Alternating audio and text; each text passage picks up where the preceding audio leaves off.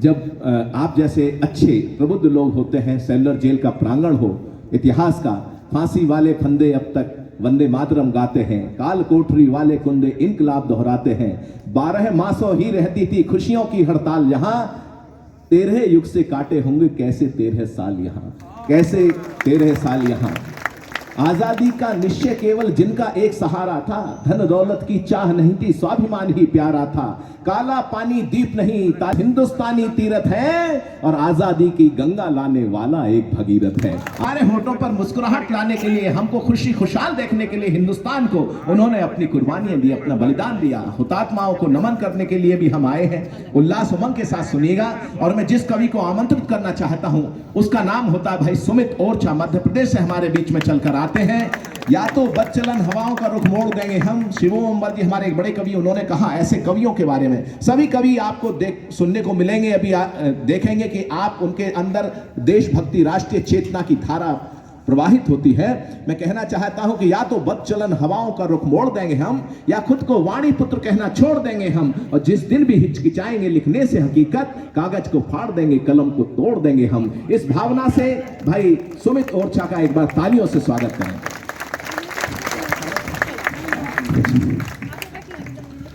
प्रणाम करता हूं मां को जिसके ईश्वर भी पैर छूता है। प्रणाम करता हूं इस देश की पावन माटी को जिसे मां भी मस्तक से लगाती है। प्रणाम करता हूं उन अमर सपूतों को जिन्हें पाकर ये माटी भी धन्य हो जाती है। आप सबकी उपस्थिति को प्रणाम करता हूं। धन्य तो मैं भी हूं। 4 पंक्तियां निवेदन में इस माइक से इस माइक तक इसलिए आया, आपको कोई दिक्कत तो नहीं है? क्योंकि योगी होगा पहला कवि, आहे से उपजा होगा गान। प्रथम कविता आदि कवि वाल्मीकि ने क्रॉक्ष पक्षी की पीड़ा को देख करके लिखी। जब कोई पीड़ा महसूस करता है कवि तो मुखरित हो जाता है। हम भी कल से यहाँ आए हुए हैं, बहुत कुछ आंखों सजलती देख करके, महसूस करके, तो कुछ नया लिख दिया।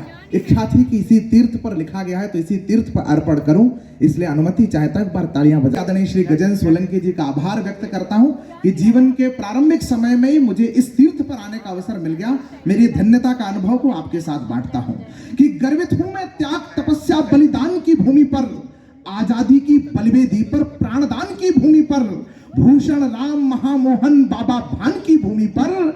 धन्य हुआ मैं क्रांति तीर्थ इस अंडमान की भूमि पर। धन्य हुआ मैं क्रांति तीर्थ इस अंडमान की भूमि पर। और एक जो महसूस हुआ 2 पंक्ति में कहता हूं, 2900 किलोमीटर की लगभग यात्रा रही, विमान से बहुत बहुत ऊंची इमारतें भी देखी, लेकिन जो महसूस हुआ 2 पंक्तियों में कहता हूं कि कर्जदार है उसकी सारी ऊंची ऊंची मीनारें, कर्जदार है भारत भर की ऊंची ऊंची मीनारें। गौर सुनो गौर से कहती हैं ये सेल्यूलर की दीवारें। सुनो गौर से कहती हैं ये सेल्यूलर की दीवारें। वंदे मातरम जय हिंद का बोलना कोई जान सकेगा जो आ गए हैं, जिनके बच्चे यहाँ पर आ गए हैं, जो अभी तक आ गए, कुछ बच्चे बेटे। 4 पंक्तियां कहता हूं कि वंदे मातरम जय हिंद का बोलना कोई जान सकेगा, बहे रक्त के ताप माप का तोलना कोई जान सकेगा। आजादी का मूल्य चुकाया कितना भारत वीरों ने, सेल्यूलर में आए बिना ये मूल्य ना कोई जान सकेगा। सेल्यूलर में आए बिना ये मूल्य ना कोई जान सकेगा। यही हमारे, और आज उस स्थान को भी हमें देखने का सौभाग्य मिला जहां पर नेताजी ने झंडा फहराया था, तिरंगा फहराया था, और जहां जापान ने कहा कि अब आजाद हिंद को हम भारत की सरकार मान करके इसे सौंपते हैं। मैंने 4 पंक्तियां लिखी कि यही हमारे स्वाभिमान का मान मिला था दुनिया में, यही हमारे स्वाभिमान को मान मिला था दुनिया में, यही हमारे साहस को सम्मान मिला था दुनिया में। इसी धरा पर मध्य समंदर गगन में फहरा अमर तिरंगा, इसी धरा पर मध्य समंदर गगन में फहरा। आपके दीपों के दीप कुलदीप यहाँ पर विराजमान है, माननीय सांसद महोदय, उनकी उपस्थिति को प्रणाम करते हुए कह रहा हूं कि इसी धरा पर मध्य समंदर गगन में फहरा अमर तिरंगा, इसी धरा से भारत को उत्थान मिला था दुनिया में, इसी धरा से भारत को उत्थान मिला था दुनिया में। और एक एहसास की 4 पंक्तियां कहना चाहता हूं कि उस धावक का लाख बाग कहते 7 दिन तक लगातार तेरे सावरकर जी। मैं 4 पंक्तियां निवेदन करना चाहता हूं कि उस धावक का लाख भाग भी बहना कितना मुश्किल है, उस धावक का लाख भाग भी बहना कितना मुश्किल है, उस कोठी में 13 मिनट भी रहना कितना मुश्किल है। उस धावक का लाख भाग भी बहना कितना मुश्किल हो, उस कोठी में 13 मिनट भी रहना कितना मुश्किल हो, उन जुल्मों की बर्बरता का 1% अनुमान हो। उन जुल्मों की, वो कपड़े देखे होंगे आपने, इस तापमान में कितना मुश्किल होता होगा, कि उस जुल्मों की बर्बरता का 1% अनुमान हो, उसका सहना क्या ही होगा जिसको कहना मुश्किल है। उसका सहना क्या ही होगा जिसको कहना मुश्किल है, उसका सहना क्या ही होगा। इसलिए एक आह्वान करता हूं कि बनना है तो युवा साथियों भारत की तकदीर बनो, धर्म ध्वजा की रक्षा करने पार्थ के तीखे तीर बनो, त्याग समर्पण देशभक्ति की एक नई बुनियाद बनो, भगत सिंह सुखदेव राजगुरु चंद्रशेखर आजाद बनो। आपकी अनुमति हो तो मैं एक और क्रांतिकारी को, क्योंकि आजादी का अमृत महोत्सव की बेला है, उसका चिन्ह बना हुआ है, यहाँ पर लोगो बना हुआ है।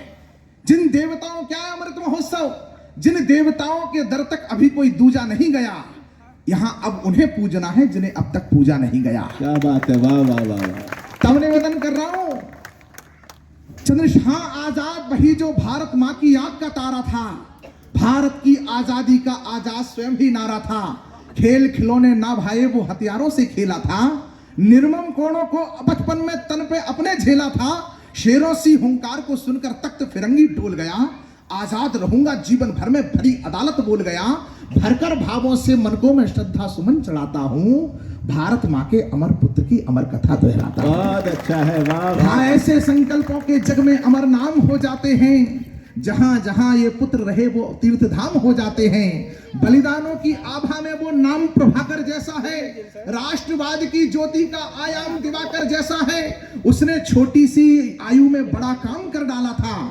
स्वाभिमान से सारा भारत साथ खड़ा कर डाला था, स्वाभिमान से स्वाभिमान को अपना शीश झुकाता हूं, भारत मां के अमर पुत्र की अमर कथा दोहराता हूं। भारत में आ रहा था तो मुझे एक हनुमान जी का मंदिर मिला। अब आपको एक दर्शन कराता हूं, क्रांतिकारी कौन होते हैं, कैसे अवतार क्रांतिकारी होते हैं। मैं 10 समानताएं बताता हूं, कवि की दृष्टि की विलक्षणता होती है, कुछ तुलनाएं कर लेता है कि हनुमान अवतार बताए जाते हैं शिव शंकर का, चंद्रशेखर भी वेश बदलकर रहते थे हरिशंकर का, चंद्रशेखर भी नाम एक है वैसे भोले बाबा का, हनुमान सा रूप वही हो जैसे भोले बाबा का, एक दूजे की उपमा के अनुमान, एक दूजे की उपमा के उपमान दिखाई देते हैं। मुझको तो शेखर में भी हनुमान दिखाई देते हैं। क्या बात है, वाह। क्यों दिखाई देते हैं? बहुत प्रबुद्ध लोग बैठे हैं, उनकी उपस्थिति में कह रहा हूं कि दोनों अतुलित बलशाली हैं, दोनों ही ब्रह्मचारी हैं, दोनों धरती माता के एक रूप के सेवाधारी हैं। हनुमान जी राम सिया के सुत समान अवतारी थे, शेखर जी की मां जगरानी, पिता सीताराम तिवारी थे, और हनुमान ने बाल समय में गर्भानु को खाया था, तो शेखर ने भी अंग्रेजी सत्ता का सूर्य डुबाया था। ये भी देखो रही है रचना कैसी भाग्य विधाता की, एक ने मुक्ति सीता जी की, एक ने भारत माता की।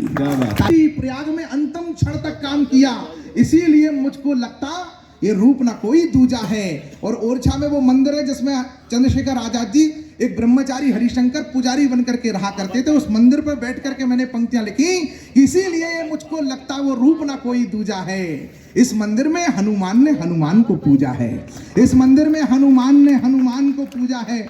मैं 4 पंक्तियां और निवेदन करना चाहता हूं कि देख चित्र जो आप सब देख रहे हैं, हम सबके पुरुषार्थ के प्रतीक बिंब कि दिल में समाई थी जो साहस और देशभक्ति, अच्छा होता उसके एहसास को तो पढ़ते, थर थर थर थर कांपते थे अंग्रेज, दुश्मन दिल के आभास को तो पढ़ते, आजादी की शर्त में जो साफ साफ लिखी गई, गोरों को रही थी जो तलाश को तो पढ़ते, आजादी का कर्णधार खुद को बताने वालों, एक बार नेताजी सुभाष को तो पढ़ते, एक बार नेताजी सुभाष को तो पढ़ते। और 4 पंक्तियां आज ही फिर लिखी कि इन कोठरियों में रहने वाले हर किरदार निराले मिले, इन कोठरियों में रहने वाले हर किरदार निराले निकले, उनके प्राण की आजादी, उनके प्राण भी आजादी की हसरत पाले निकले, गोरे जिन्हें काला काला कहते रहते थे, हकीकत में वो भारत के उजाले निकले, हकीकत में वो भारत के उजाले निकले, हकीकत में वो भारत के उजाले निकले। अब 8-10 पंक्तियां नेताजी सुभाष चंद्र बोस के चरणों में निवेदन करके अपनी पारी को पूर्ण करना चाहता हूं कि जब असंभव शब्द का पर्याय कोई कहना चाहो, जब असंभव शब्द का जो नेताजी ने किया वो असंभव था, कि जब असंभव शब्द का पर्याय कोई कहना चाहो, मातृभूमि वेदना एहसास को जब सहना चाहो, संकल्प के उन्नत शिखर पर जब कभी रहना हो तुमको, संकल्प के उन्नत शिखर पर जब कभी रहना हो तुमको, उत्साह की उफनी नदी में तैरना बहना हो तुमको, शौर्य को जब अति निकट से दिखने की चाह हो, तूफान में दीपक जलाना सीखने की चाह हो, तब क्रांति में इतिहास उस खास का पढ़ना पड़ेगा। तेजवंत चित्र नेताजी सुभाष का गढ़ना पड़ेगा, तेजवंत चित्र नेताजी सुभाष का गढ़ना पड़ेगा। यदि फिरंगी फौजों की वो घेराबंदी ना होती, यदि फिरंगी फौजों की वो घेराबंदी ना होती, कुटिलताओं पर कूटनीति की जो पाबंदी ना होती, अंग्रेजी सत्ता से भारत वीर बगावत ना करते, अंग्रेजी सैनिक सेना से सैनिक वीर अदावत ना करते, विश्व पटल पर भारत हित में इतना काम नहीं होता, तो फिर पाया था जो हमने वो परिणाम नहीं होता। फ्रांस जर्मनी भी भारत के साथ खड़ा ना होता तो आजादी के पहले की पूरी पटकथा कुछ पंक्तियों में आपके समक्ष पढ़ रहा हूं कि फ्रांस जर्मनी भी भारत के साथ खड़ा ना होता तो, खून के बदले आजादी का नारा बड़ा ना होता तो, स्वाभिमान अब वतन में मानो बिकना मुश्किल था और बिन सेना के गोरों का फिर देश में टिकना मुश्किल था। नेताजी ही यह सारा कर्तव्य अपनी श्रद्धा को नेताजी के चरणों तक आप भी ले जाइएगा, मैं भी ले जाता हूं कि नेताजी ही सारा यह कर्तव्य दिखलाने वाले थे। नेताजी की करनी के तो हर अंदाज निराले थे, जो सुभाष ने काम किया था वो तो बहुत अनूठा था, इसीलिए अंग्रेजी शासन नेताजी से रूठा था। तभी तो फिर शर्त रखी थी, तभी तो फिर शर्त रखी थी गोरों ने यह जाने की, उनकी हसरत थी सुभाष को जिंदा मुर्दा पाने की। भारत मां की दुख दर्दों के वो ही स्वयं निवारण थे। आजादी जिस कारण आई नेताजी ही कारण थे, आजादी जिस कारण आई नेताजी ही कारण थे। तो किया पूर्वजों ने अपना वैसा ही ठीक समर्पण हो, जो दिया राष्ट्र ने हम सबको सर्वस्व राष्ट्र पर अर्पण हो। जो चित्त निरंतर चिंतन में हो, चित्त निरंतर चिंतन में कैसे नव बीजारोपण हो, यह जिम्मेदारी अपनी है ना गैर पर दोषारोपण हो। जो आंख उठे भारत भू पर हर एक आंख फोड़े कैसे, भारत की शौर्यम गाथा में हम एक प्रश्न जोड़े कैसे। केवल कर्तव्य ना पूरा होगा बलिदान कहानी किस्से में, हम उस अर्पण को तर्पण कर दें जो आया अपने हिस्से में। तो हम उस अर्पण को एक संकल्प के साथ विदा लेता हूं कि जो भी हमसे युद्ध लड़ेगा, जो भी हमसे युद्ध लड़ेगा महंगा उसे पड़ेगा। तब केवल सैनिक नहीं लड़ेंगे, पूरा देश लड़ेगा। जब केवल सैनिक नहीं लड़ेंगे, पूरा देश लड़ेगा। जब सैनिक सिकन ना आने देंगे, एक आश्वस्ति वर्दियां देती है, एक आश्वस्ति इस मोहल्ले से उन वर्दियों तक पहुंचे कि केवल सैनिक नहीं लड़ेंगे, पूरा देश लड़ेगा। जब सैनिक सिकन ना आने देंगे भारत मां के माथे में, पर हम भी अपना धन सौंपेंगे सारा देश के खाते में। कोई बेटा ऐसे भी अपना कर्तव्य निभाए, अब सीमा पर लड़ते सैनिक को यह विश्वास दिलाए, अब उनके बच्चों के सपनों में कमी नहीं होने देंगे, बूढ़ी मां की आंखों में हम नमी नहीं होने देंगे। इसीलिए हर सैनिक का हर भारतवासी से यह नाता है। इस नाते से मुझको इतना हर बहना से कहना है, भारत माता की हर बेटी हर सैनिक की बहना है। तो रक्षाबंधन को राखी तुम बांधो किसी कलाई पर, लेकिन पहले प्यार पहुंचाना, लेकिन पहले प्यार लुटाना तुम सरहद के भाई पर, लेकिन पहले प्यार लुटाना तुम सरहद के भाई पर। अंतिम 4 पंक्तियां पढ़ता हूं कि देशभक्ति अब यह है कि हम निज भाषा उपयोग करें। आजाद भारत में पैदा हुए लोग हम देश के लिए आज चाहें भी तो मरने का सौभाग्य हमारे हिस्से में नहीं आएगा, पर इस सेल्यूलर जेल की दीवारों के मध्य में बैठ करके उन क्रांतिकारियों की कठिनाइयों के ताप को थोड़ा महसूस करके देश के लिए जीने का संकल्प हम एक ज्योति उस मसाल के समक्ष जरूर ले सकते हैं। मैं कहते कहते आपसे विदा लेता हूं कि देशभक्ति अब है कि हम निज भाषा उपयोग करें। आदरणीय गगन जी भाई साहब ने विनोद में ही कहा था कि आप लोगों को लगे कि हम अंग्रेजी बोल रहे हैं तो बड़े पढ़े लिखे कहलाएंगे, पढ़े लिखे कवि आए हैं आपके बीच में। लेकिन मैं ऐसा मानता हूं, विमान में बैठा था, विमान की परिचारिका से पूछा, देवी इस विमान का विमानपत्तन से प्रस्थान करने का निर्धारित समय क्या है? तो आगे बैठे कंठ लगोटी टाई बांध करके बैठे हुए साहब ने बड़ी अपनी बलिष्ठ काया को कष्ट देकर के पीछे मुड़ करके मुझे देखा। मैंने कहा कि अगर मैंने अंग्रेजी में पूछा होता तो इतनी काया को कष्ट ना देते। मैंने 4 पंक्तियां लिखी ऊंचाई पर बैठ करके कि तुम्हारे कद की ऊंचाई, और जब मैं हिंदी बोलूंगा तो अपनी अपनी मातृभाषा की बात करता हूं, बोलियों की बात करता हूं जो आपको अपनी मां से मिली है, अपनी मिट्टी से मिली है। उन समस्त भारतीय बोलियों के नाम पर, उसके गर्व पर 4 पंक्तियां निवेदन करता हूं कि तुम्हारे कद की ऊंचाई सभी उड़ उड़ के देखेंगे, महक किरदार में होगी सभी जुड़ जुड़ के देखेंगे।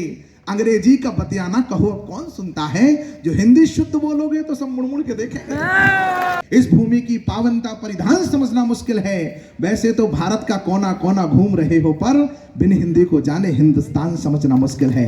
देशभक्ति अब यह है कि हम निज भाषा उपयोग करें, देशभक्ति अब यह है कि हम निज भाषा उपयोग करें, स्वदेशी जीवन शैली हो स्वदेशी उपभोग करें, बिजली पानी ईंधन को हम तनिक नहीं बर्बाद करें। ऐसा कुछ करने से पहले भारत माँ को याद करें दुश्मन को हम और राष्ट्रद्रोह पर चोट करें, जातिवाद से ऊपर उठकर राष्ट्रवाद पर वोट करें। यह समय देश की दौलत है, एक क्षण भी ना बेकार करें। ऊंचे ऊंचे सपने देखें, सपनों को साकार करें। कहा विवेकानंद ने जैसा, एक और युवा सन्यासी का स्मरण करता हूं जिसने भारत की भारतीयता को एक वैश्विक प्रखर पर पहुंचाया, कि कहा विवेकानंद ने जैसा, लक्ष्य महान बनाए हम, सारे जग में सबसे अच्छा हिंदुस्तान बनाए हम, सारे जग में सबसे अच्छा हिंदुस्तान। बोले भारत माता की।